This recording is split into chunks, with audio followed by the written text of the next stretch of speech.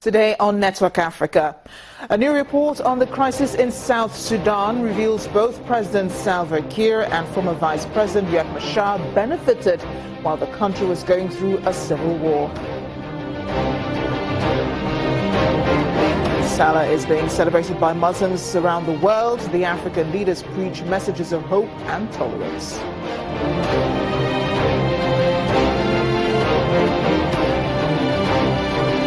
Plus, more clues to the missing MH370 flight as new debris is found in Madagascar. Let's begin Network Africa.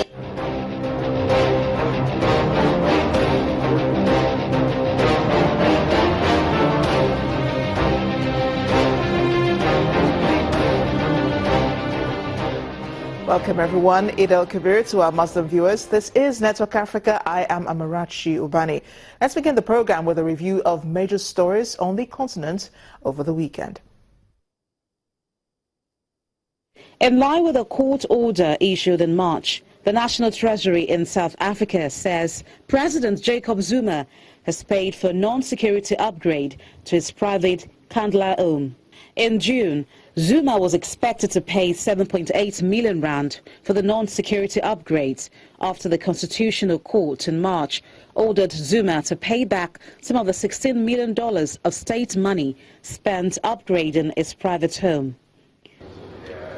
Elsewhere, hundreds of migrants, including children and babies, were rescued by the Migrant Offshore Aid Station ship MV Phoenix and brought safely to the Sicilian port of Augusta. The Italian Coast Guard also rescued some 500 migrants from 3 rubber boats off the coast of Libya, part of the estimated 3,400 migrants rescued over the weekend in almost 30 separate operations. There were a lot of children, even some babies just 1 week old. So it was really very impressive this time. We were working together with other NGO boats and Navy boats as well. But everything was okay. No casualties. Rescuers pulled 2,300 migrants to safety on Saturday in 18 separate rescue operations in the Mediterranean and a further 1,100 from 8 rubber vessels and 2 boats on Sunday. In another news, death toll from an earthquake that struck northwest Tanzania at the weekend has risen to 16 as a smaller aftershock hit the same area. There were no immediate reports of damage from the second tremor. The first shock in the Kagera region on Saturday measured 5.7 and injured 253 people, in addition to those killed. Initial reports had put the death toll at about 10 people. Down west, an explosion at a waste dump in Benin killed 8 people. The blast occurred at the giant trash heap in Tori, a town about 40 kilometers northwest of the capital, Cotonou, as locals were sifting for food. Previously, the health ministry says 2 people had died. Safety standards for waste management are poor in much of West Africa, and debris is rarely filtered to eliminate toxic or flammable materials. Finally, Guinea-Bissau political rivals have agreed to a roadmap that includes the formation of a new government, according to statements from regional mediators seeking to end a year-long political crisis in the West African country. President José Mario Vaz dismissed Prime Minister Domingos Simões Pereira in August 2015. The country's political institutions have been paralyzed by infighting since then. The United Nations has warned that the crisis might benefit drug traffickers and attract extremist terrorist groups seeking to gain a foothold in the region. To other stories in Africa, how much was booty from the war? I'm talking about the world's newest nation, South Sudan, which has been in crisis for over 2 years.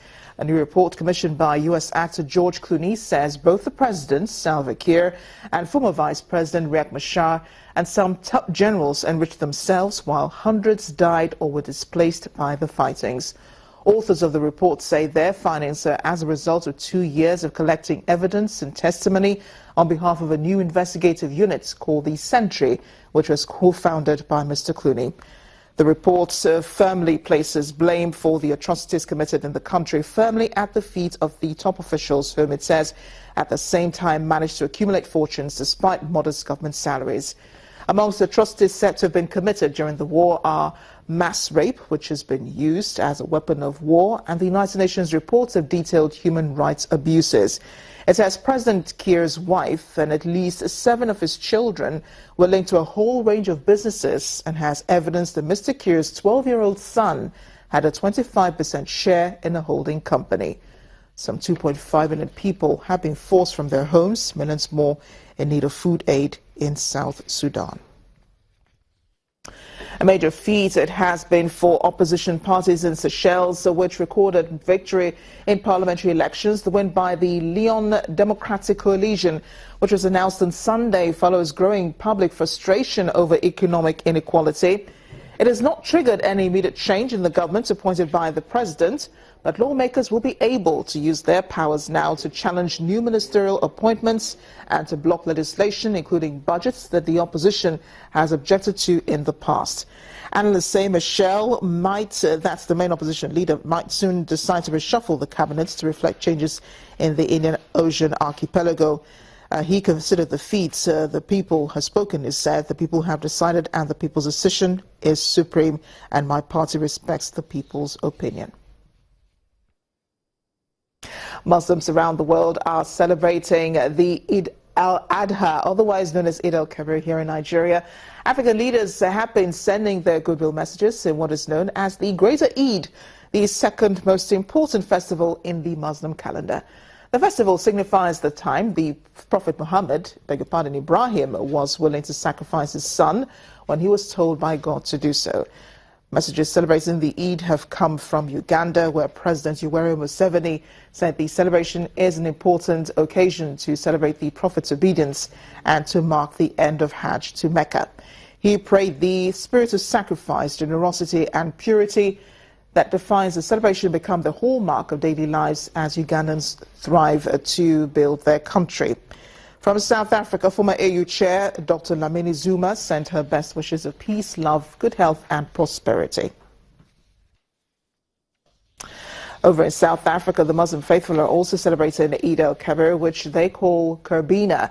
It's not a public holiday, the gatherings are much more private. Channels Television spoke to some of those celebrating. I wish them and say, Eid Mubarak, may Allah help you. Inshallah, may Allah grant you Jannat Firdaus.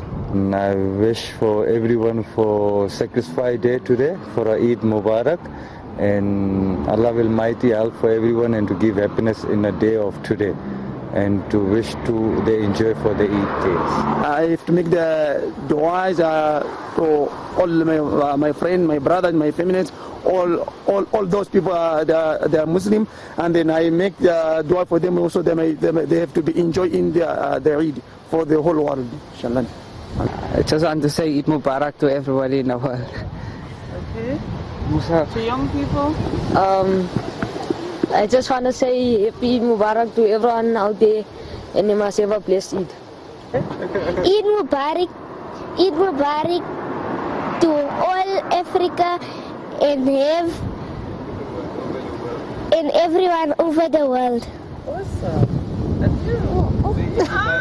Say Eid Mubarak to everyone. A rather shy celebrant there, trying to wish others a happy Eid here in the world. Well, President Muhammadu Buhari has joined Muslim faithful in his country home, Daura, Katsina, to observe the Eid-el-Fitr celebration. In his message to Nigerians, the president applauded their steadfastness in the face of the current difficult period in the country. He, however, wants Nigerians to appreciate the effort of his administration in revamping the economy and tackling insecurity and corruption. I want Nigerians to realize that what this government inherits after 16 years of PDP and 8 consecutive governments, there was no savings. No infrastructure is done, no power, no rail, no road, no security. This is what the other party left for Nigerians. President Muhammadu Buhari on his message on the Eid-el-Adha celebrations. We'll have more discussions on the Eid celebrations as well as an update on the earthquake in Tanzania, still reeling from Saturday's 5.7 magnitude earthquake. Do join us again.